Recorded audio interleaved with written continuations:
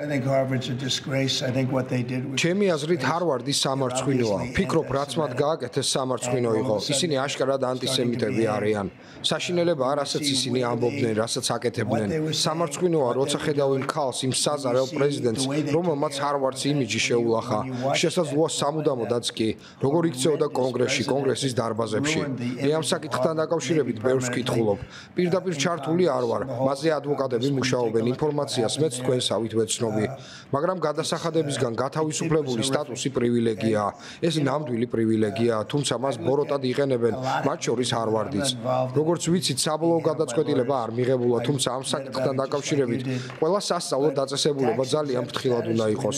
თუ სკოლებს, კოლუმბიის, ჰარვარდის, პრინსტონის უნივერსიტეტებს ახლოდან დააკვირდებით, აღმოაჩენთ, რომ იქ ანტისემიტები არიან. არ ვიცი რა ხდება, თუმცა ისინი ძალიან ცუდად იქცევიან სხვა მიმართულებებითაც.